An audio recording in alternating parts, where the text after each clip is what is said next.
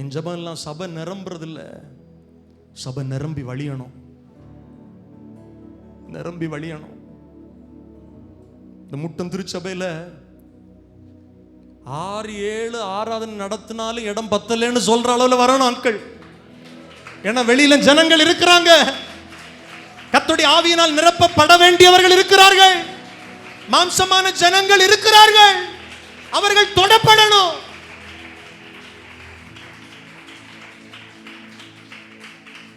பிரதீஷ்,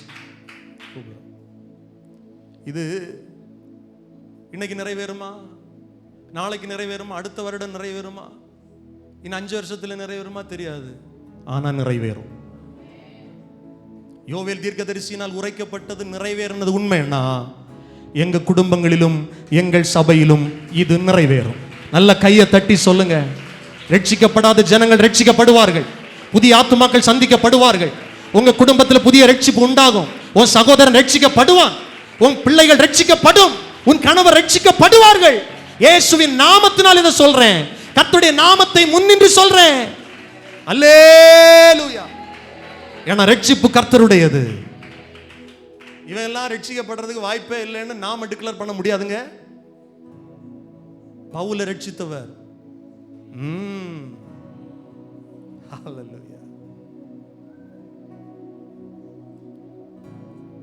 அகரிப்பா ராஜே சொல்றாரு, கொஞ்சம் குறைய நீ என்ன கிறிஸ்தவனாக்கு ட்ரை பண்றப்பா.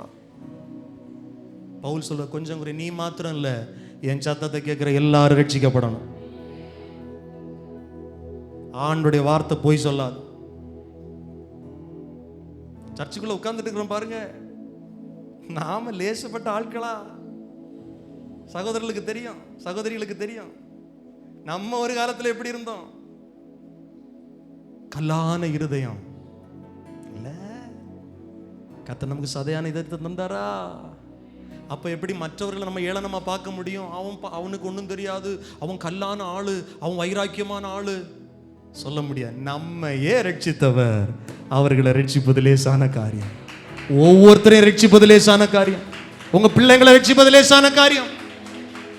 ஆமென், ஹல்லேலூயா. என்ன சொல்லப்பட்டிருக்கிற, யாவர் மேலும் என் ஆவியை ஊற்றுவேன், அப்பொழுது உங்கள் குமாரரும் உங்கள் குமாரத்திகளும் தீர்க்க தரிசனம் கர்த்தருடைய வார்த்தையை சொல்லுவார்கள், ஆண்டவருடைய வார்த்தையை சொல்லுவார்கள். ஆதி திருச்சபையில் என்ன சொன்னாங்க? ஒவ்வொருத்தரும் ஆண்டவருடைய வசனத்தை பிரசங்கிக்க ஆரம்பிச்சான். இயேசுவை ஆண்டவர் என்று, இயேசு மரித்து உயிர்த்தார் என்று சொன்னார்கள், சிலுவையில் அறையப்பட்ட இயேசுவை பிரசங்கிக்கிறோம் என்று சொன்னார்கள், தீர்க்க தரிசனம் உரைத்தார்கள். எத்தனை பேருக்கு ஆசை எங்க பிள்ளைங்களும் அப்படி இருக்கணும் பிரதர்னு சொல்றவங்க ஒரு அல்லேலூயா சொல்லுங்க. பாதி பேர் சும்மா இருக்கிறாங்க, நான் கூட டாக்டர் ஆகணும்னு நினைச்சிட்டு இருக்கிறேன் பாஸ்டர். நீங்க வேற, டாக்டரா இருக்கட்டும், என்ஜினியரா இருக்கட்டும், கலெக்டரா இருக்கட்டுங்க, கவர்னரா கூட இருக்கட்டும், ஏன் உங்க பிள்ளை வாயில கர்த்தருடைய வார்த்தை வராதா? வரும். பிரதமர் வாயிலிருந்தும் வரும், ஜனாதிபதி வாயிலிருந்தும் வரும். ஆண்டவர் நினைச்சா அதை யாரும் தடுக்க முடியாது. ஹல்லேலூயா. அந்த பெரிய நேபுகாத் நேச்சரை சொன்னா, தானியேல் இடைவிடாமல் ஆராதிக்கிற தெய்வம் தாண்டா உண்மையான தெய்வம். சிங்கங்களுடைய வாயிலிருந்து தப்புவித்த இவன் தெய்வம் தாண்டா உண்மையான தெய்வம். சாத்ராக் மேஷாக் ஆபேத்நேகோ உள்ள போட்ட ராஜாவே சொல்றான், எப்பா நம்ம ஊர்ல இருக்கிறது இல்ல, இவங்க ஆராதிக்கிற இயேசுதான்ப்பா பெரியவர். நல்ல கையை தட்டி சொல்லுங்க. எல்லார் வாயின் இருந்தும் இந்த வார்த்தைகள் வரும். அதுவும் வீட்டில இருந்து ஆரம்பிக்கும், உன் குடும்பத்தில இருந்து ஆரம்பிக்கும். இன்னைக்கு நிறைய பேர் சொல்ல ஆரம்பிச்சுட்டாங்க, நீ போற வழிதான் சரி. ஆரம்பத்தில் சர்ச்சுக்கு போகாதவங்க எல்லாம் இப்போ அலாம் வச்சு டே சர்ச்சுக்கு போகலையான்னு உசுப்பி விட்டுறாங்க நிறைய பேருங்க. நீங்களே வந்து சொல்றீங்கல்ல, முன்னாடி போகக்கூடாதும் பாரு, இப்போ ஏன் போகலைன்னு கேட்குறாரு. இல்லை, கேட்கறது மட்டும் இல்லை, அவரும் இங்கே வருவார். ஆண்டுடைய வார்த்தை நான் சும்மா அந்த நம்மளால முடியாதுங்க. நான் நிறைய பேருக்கு சொல்லியிருப்பேன், இந்த ரட்சிப்பு மட்டும் நீங்க போய் ஆர்கியூ பண்ணவோ சண்டை போடவோ கூடாது. போட்டா இருக்கிறதும் போச்சு. ஜெபம் பண்ணுங்க, பாம்போல இருங்க, வந்துருவாங்க. என்ன சொல்லப்பட்டிருக்குது? உங்கள் மூப்பர் சொப்பனங்களையும் உங்கள் வாலிபர்கள் தரிசனங்களையும் காண்பார்கள். ஊழியக்காரர் மேலும் ஊழியக்காரிகள் மேலும் அந்நாட்களில் என் ஆவியை ஊற்றுவே. ஹல்லேலூயா. ஊற்றிட வேண்டுமே. ஏன் வச்சறையா?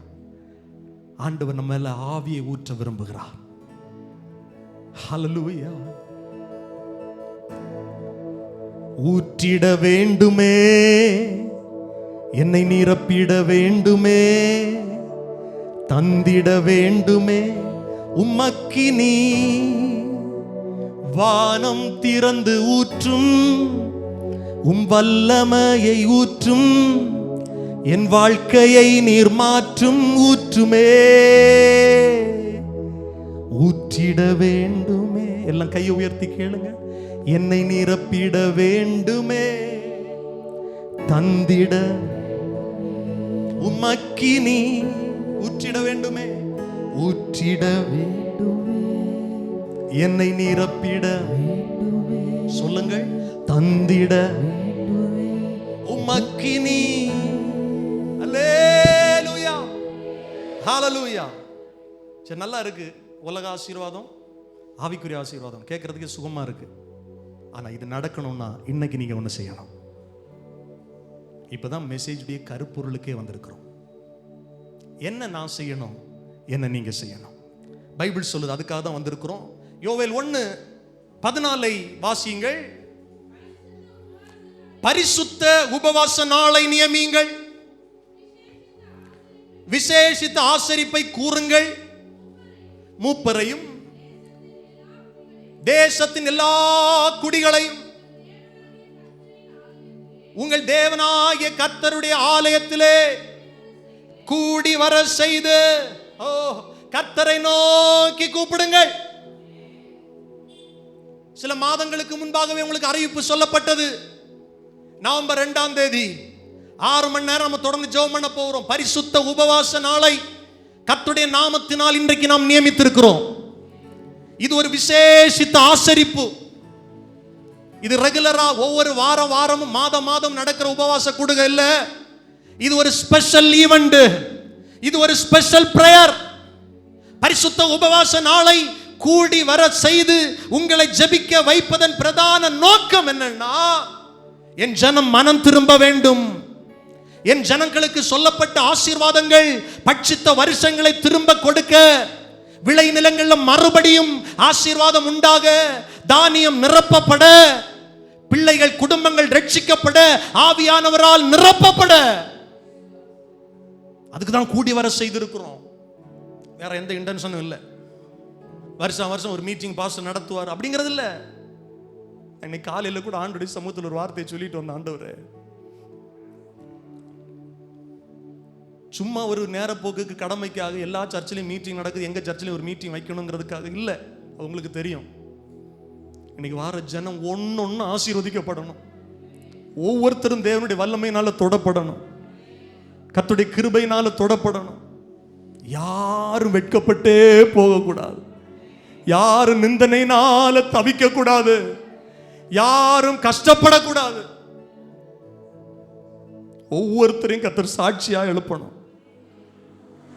என்னுடைய ஜெபமா இருந்துச்சு. நிச்சயம் கர்த்தர் அதை செய்வார். கூடி வந்துட்டோம், ஜெபிக்க வந்துட்டோம், கர்த்தரை நோக்கி கூப்பிட வந்துட்டோம். எப்படி செய்யணும்னு 2வது அதிகாரத்தில் சொல்லப்பட்டிருக்கிறது. 12வது வசனத்திலும் சில வசனங்களை வாசி உங்களை ஜெபத்தில் நடத்தி அடுத்த செஷனுக்குள்ள நம்ம போறோம். ஆதலால் நீங்கள் இப்பொழுதே உபவாசத்தோடும் அழுகையோடும் புலம்பலோடும் உங்கள் முழு இருதயத்தோடும் என்னிடத்தில் திரும்புங்கள் என்று கர்த்தர் சொல்லுகிறார். என்ன செய்யணும் தெரியுமா இந்த ஜெபத்துல? அழுகையோடும் புலம்பலோடும் முழு இருதயத்தோடும் கர்த்தரிடத்தில் திரும்பணும். சர்ச்சுக்கு வந்தது மட்டும் இல்ல, தேவனிடத்திலிருந்து மனம் திரும்பணும். மனம் திரும்புகிற ஒரு பாவி நிமித்தம் பரலோகத்தில் மிகுந்த சந்தோஷம் உண்டாகிறது. நீ மனம் திரும்பின ஆசீர்வாதம். ஒரு குடும்ப தலைவன் மனம் திரும்பின அந்த குடும்பத்திற்கு ஆசீர்வாதம். குடும்ப தலைவி மனம் திரும்பின அந்த குடும்பத்திற்கு ஆசீர்வாதம். ஒரு பிள்ளை மனம் திரும்பிச்சுன்னா அவன் வாழ்க்கையில் ஆசீர்வாதம் உண்டு. அப்படி சொல்லிட்டு சொல்ற, உங்கள் வஸ்திரங்களை அல்ல, உங்கள் இருதயங்களை கிழித்து உங்கள் தேவனாகிய கர்த்தரிடத்தில் திரும்புங்கள். அவர் சாந்தமும் மிகுந்த கிருபையும் உள்ளவர், அவர் தீங்குக்கு மனஸ்தாபப்படுகிறவருமாய் இருக்கிறார். ஒருவேளை அவர் திரும்பி மனஸ்தாபப்பட்டு உங்கள் தேவனாகிய கர்த்தருக்கு போஜன பலியையும் பான பலியையும் செலுத்துவதற்கான ஆசீர்வாதத்தை தந்தருளுவார். நம்ம எல்லாரும் அப்படி எழுந்து நின்று நம்ம எல்லாரும் ஜெபம் பண்ண போகிறோம். சீயோனிலே எக்காலம் ஊதுங்கள், பரிசுத்த உபவாச நாளை நியமியுங்கள், விசேஷித்த ஆசரிப்பை கூறுங்கள், விசேஷித்த ஆசரிப்பை கூறுங்கள். ஜனத்தை கூட்டுங்கள், சபையை பரிசுத்தப்படுத்துங்கள், முதியோரை சேருங்கள், பிள்ளைகளையும் பாலுண்கிற குழந்தைகளையும் கூட்டுங்கள். மணவாளன் தன் அறையையும் மணவாட்டி தன் மறைவையும் விட்டு புறப்படுவார்களாக. எல்லாரும் கண்ணை மூடி வாயை திறந்து இப்ப ஜெபம் பண்ண ஆரம்பிக்க போகிறோம், உபவாசத்தோடு அழுகையோடு. ஆமென் ஆமென். தம்பி, பின்னால் நிற்கிற அந்த லைட்டை மட்டும் ஆஃப் பண்ணு. ஃபேன் இருக்கட்டும், பின்னால் இருக்கிற லைட். ஆமென். லைட்டு மட்டும் ஆஃப் பண்ணுங்க, ஃபேன் இருக்கட்டும். ஆமென். ரொம்ப சூடாக இருக்கு. ஹல்லேலூயா. எல்லாரும் ஸ்தோத்திரம் பண்ணி ஜபிக்க ஆரம்பிக்கணும். வேடிக்கை பார்க்கக்கூடாது, வேடிக்கை பார்க்கக்கூடாது, யாரும் கண்ணை திறந்து பார்க்கக்கூடாது. எல்லாரும் வாய் திறந்து, ஆண்டவரே, அழுகையோடும் உபவாசத்தோடும் உங்க சமூகத்தில் வந்திருக்கிறோம். சொல்லுங்க, மனம் திரும்ப வந்திருக்கிறோம், உங்க சமூகத்தை தேடி வந்திருக்கிறோம். எல்லாரும் சொல்லுங்க, உங்க பட்சமாய் திரும்ப வந்திருக்கிறோம், உங்க சமூகத்தை நாடி வந்திருக்கிறோம், உங்க சமூகத்தை தேடி வந்திருக்கிறோம். எங்க வாழ்க்கையில் அற்புதம் செய்கிற இயேசுவின் நாமத்தை தொழுது கொள்ள வந்திருக்கிறோம். எத்தனை பேர் இருக்கிறீங்க? எத்தனை பேர் ஆண்டவருடைய சமூகத்தில் இருக்கிறீங்க? நல்ல கையை தட்டி ஜெபம் பண்ணுங்க பார்க்கலாம். ஆண்டவர், என் பாவ பழக்கத்தை விட்டு மனம் திரும்பி உங்க சமூகத்தில் என்ன ஒப்பு கொடுக்கிறேன். என் அக்கிரமங்களை விட்டு ஆண்டவருடைய உபதேசத்தை பின்பற்ற நான் ஒப்பு கொடுக்க வந்திருக்கிறேன்னு சொல்றவங்க, என் வஸ்திரத்தை அல்ல, என் இருதயத்தை கிழிக்கிற ஆண்டவரே, என் இருதயத்தை கிழிக்கிற ஆண்டவரே, என் இருதயத்தை கிழிக்கிற ஆண்டவரே, என்ன ஒப்பு கொடுக்கிற ஆண்டவரே. மனம் திறந்து மனம் திறந்து மனம் திறந்து ஜெபம் பண்ணுங்க, மனம் திறந்து ஜெபம் பண்ணுங்க. எனக்குள்ள வாங்கப்பா, எனக்குள்ள வாங்கப்பா. கேளுங்க கேளுங்க கேளுங்க, வாய் திறந்து கேளுங்க, வாய் திறந்து கேளுங்க. கர்த்தர் உங்களை பலப்படுத்துறா, கர்த்தர் உங்களை ஆசீர்வதிக்கிறா, கர்த்தர் உங்களை கிருபையா இருக்கிறா. ஏன்னா பைபிள் சொல்லுது, அவர் மிகுந்த கிருபை உள்ளவர், அவர் மிகுந்த இரக்கம் உள்ளவர்,